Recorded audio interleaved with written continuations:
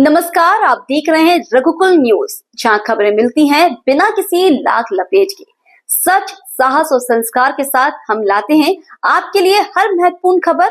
तो आइए शुरुआत करते हैं आज की बड़ी खबर के साथ। नेशनल हेराल्ड मामले में ईडी द्वारा सोनिया गांधी और राहुल गांधी पर की गई कार्रवाई के विरोध में मेहर में कांग्रेस कार्यकर्ताओं ने जबरदस्त प्रदर्शन किया। एसडीएम कार्यालय प्रांगण में आयोजित इस विरोध प्रदर्शन का नेतृत्व जिला कांग्रेस अध्यक्ष धर्मेश घई ने किया। जिले भर से जुटे सैकड़ों कांग्रेस कार्यकर्ताओं ने केंद्र सरकार के खिलाफ जमकर नारेबाजी की और लोकतंत्र बचाने की अपील की। प्रदर्शन के दौरान कार्यकर्ताओं ने केंद्र सरकार पर विपक्ष की आवाज दबाने, संवैधानिक संस्थाओं के दुरुपयोग और लोकतांत्रिक मूल्यों को कमजोर करने के गंभीर आरोप लगाए। सभी कार्यकर्ता हाथों में तख्तियां और झंडे लेकर विरोध जताते दिखे। अपने संबोधन में धर्मेश घई ने कहा कि ईडी की कार्रवाई एक सोची समझी राजनीतिक साजिश है जो मोदी सरकार की तानाशाही प्रवृत्तियों को दर्शाती है। उन्होंने चेतावनी दी कि कांग्रेस ऐसी नीतियों का डटकर विरोध करेगी और देश के लोकतंत्र को कमजोर नहीं होने देगी। ब्लॉक कांग्रेस अध्यक्ष प्रभात द्विवेदी सहित अन्य वक्ताओं ने भी सरकार की तीखी आलोचना करते हुए कहा कि भाजपा सरकार जनता की आवाज को दबा रही है और देश के लोकतांत्रिक ढांचे को नुकसान पहुंचा रही है। कार्यक्रम के अंत में कांग्रेस प्रतिनिधि मंडल ने एसडीएम मेहर के माध्यम से राष्ट्रपति के नाम ज्ञापन सौंपा, जिसमें ईडी की निष्पक्षता पर सवाल उठाते हुए केंद्र सरकार की कार्यप्रणाली की जांच की मांग की गई। मैं इतना कहना चाहूँगा कि जिनके परिवार ने देश की आज़ादी के लिए अपना सब कुछ समर्पण कर दिया, वर्षों तक जेल में रहे, जिन्होंने अपनी सारी संपत्ति देश को दान कर दी, उनके ऊपर आज उन्हीं की जो हेराल्ड है उसके ऊपर मतलब जो है नाजायज झूठे मुकदमे किए जा रहे हैं जो उचित नहीं है। मैं कहना चाहूँगा जिन्होंने देश के लिए बलिदान दिया, देश के लिए बलिदान हो गए, सारी संपत्ति दान कर दी, उनके ऊपर ऐसे जो चार्ज लगाए जा रहे हैं वो अत्यंत निंदनीय है। और मैं महामहिम राष्ट्रपति महोदय से मांग करता हूं कि इस केस को हटाकर जिन लोगों ने इस प्रकार की कार्रवाई की है उनके खिलाफ कार्रवाई की जाए। धन्यवाद। ये अहंकारियों द्वारा फिर से लोकतंत्र को कुचलने की साजिश, ये अघोषित आपातकाल का दौर है। प्रधानमंत्री के इशारे पर ईडी द्वारा कांग्रेस पार्टी और नेशनल हेराल्ड की 661 करोड़ रुपए की संपत्ति को जब्त करने की कार्रवाई संविधान और लोकतंत्र मूल्यों पर सीधा हमला है। भाजपा का इरादा है कि कांग्रेस पर झूठे आरोप लगाकर उसे आर्थिक रूप से कमजोर करना। पहले आईटी ने कांग्रेस के बैंक खातों को सील किया, अब ईडी ने संपत्तियों पर हाथ डाला, जबकि नेशनल हेराल्ड केस 5 साल से भी ज्यादा पुराना है और उसे जुड़ी कंपनियों को मिले हजारों करोड़ के इलेक्टोरल बॉन्ड की जांच क्यों नहीं हो रही है। ईडी ने अप्रैल 2015 से फरवरी 2025 के बीच वर्तमान व पूर्व सांसदों, विधायकों और नेताओं के अलावा विपक्ष से जुड़े लोगों के खिलाफ 113 मामले दर्ज किए हैं, लेकिन तथ्य यह है कि केवल 2 मामलों में ही ईडी की फाइल पर एक्शन हुआ है। मतलब साफ है कि पूरी कार्रवाई दुर्भावना और विपक्षी दलों को बदनाम करने के लिए की जा रही है। वर्ष 2015-16 में 10 नेताओं के मामले दर्ज किए गए, जबकि 16-17 में 14, 17-18 में 7, 2018-19 में 11, 2019-20 में 26 मामले दर्ज किए गए हैं। इसके अगले वर्ष 2021 में 22 में 26 और 2022-23 में 32 नेताओं के खिलाफ मामले दर्ज किए गए। 2018 के बाद नेताओं पर मामले दर्ज होने की संख्या में वृद्धि हुई है।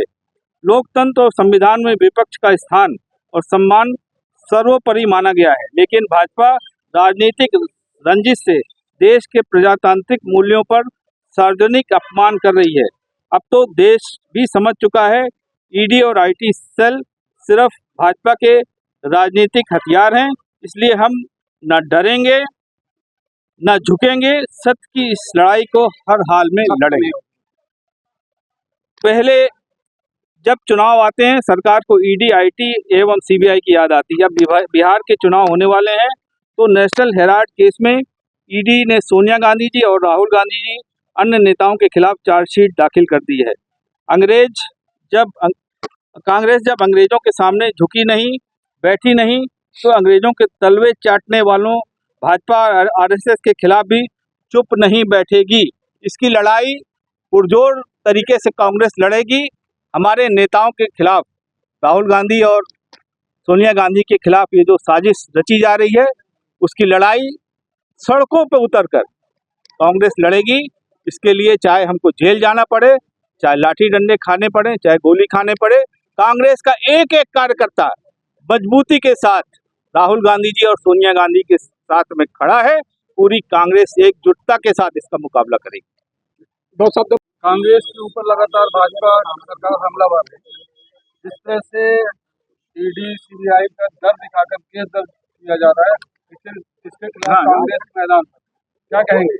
दिल्ली की हुकूमत में जो तानाशाह बैठा है उसको बताने के लिए आज हम सब यहाँ इकट्ठा हुए हैं कि राहुल गांधी का नाम राहुल गांधी है, राहुल सावरकर नहीं।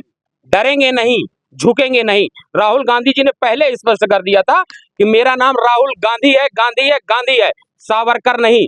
जिस प्रकार से भारतीय जनता पार्टी की केंद्र में बैठी सरकार ने प्रजातांत्रिक मूल्यों का हनन और हरासमेंट किया है, लोकतंत्र पर प्रहार किया है, जबकि लोकतंत्र और संविधान में विपक्ष का स्थान सर्वोपरि है। और इस प्रकार से भारतीय जनता पार्टी लगातार विपक्ष के खिलाफ दमन कर नीति अपना रही है। विपक्ष के जो प्रमुख विपक्षी दल है उनके शीर्ष नेतृत्व के खिलाफ लगातार फर्जी मामले दर्ज करना, फर्जी चार्जशीट ईडी के द्वारा 10 से 12 साल पुराने मामले में चार्जशीट, जो मनी लॉन्ड्रिंग की चार्जशीट दाखिल कर दी गई, जब कोई लेन देन नहीं हुआ, कोई आमदनी नहीं हुई, किसी भी प्रकार की कोई भूमि का हस्तांतरण नहीं हुआ, नामांतरण नहीं हुआ, अंतरण नहीं हुआ, तो किस मामले में जब मनी लॉन्ड्रिंग कैसे साबित करेंगे? ये निश्चित तौर पर दमनकारी जो इनकी नीति है, विपक्ष को दबाना चाहते हैं, विपक्ष को डराना चाहते हैं और डराने और धमकाने, लोकतंत्र की हत्या करने के लिए, प्रजातांत्रिक मूल्यों का हनन करने के लिए लगातार इनकी जो जांच एजेंसियां हैं, इनकी साख, जो जांच एजेंसियों की साख जनता के सामने खराब हो रही है। इन सब को लेकर के हमने आज महामहिम राष्ट्रपति के नाम ज्ञापन सौंपा है। ज्ञापन में 3 मांगे स्पष्ट मांग की है कि पहली मांग हमारी उस पर यह है कि आप इसके राष्ट्रपति जी हस्तक्षेप करें, हस्तक्षेप करके इसकी जांच कराएं, लोकतांत्रिक मूल्यों का जो हनन हो रहा है उस हनन को रोकें। ऐसे मामलों में त्वरित जांच, निष्पक्ष कार्रवाई, न्यायिक जांच की मांग करते हैं। न्यायिक जांच कराएं और इसमें दूध का दूध और पानी का पानी स्पष्ट करें। और लोकतंत्र की जो हत्या कर रही है भारतीय जनता पार्टी अपनी केंद्रीय जांच एजेंसियों के माध्यम पर, उस पर रोक लगाएं। अन्यथा कांग्रेस पार्टी का एक एक कार्यकर्ता मैहर से लेकर के दिल्ली तक, सदन से लेकर के सड़क तक, सड़कों पे उतरेगा, जवाब मांगेगा। इनको जवाब देना महंगा पड़ जाएगा। इतने पुराने मामले में बिना आधार के जिन्होंने जो चार्जशीट पेश कर दी है, इनके खिलाफ सड़कों में आंदोलन होंगे। तो ये थी आज की प्रमुख खबर। बने रहिए रघुकुल न्यूज के साथ, जहां हर खबर होती है निष्पक्ष और सत्य। हमें फॉलो करें फेसबुक, यूट्यूब और इंस्टाग्राम पर और जुड़े खबरों की इस नई क्रांति के साथ। फिर मिलेंगे अगली खबर में, तब तक के लिए धन्यवाद।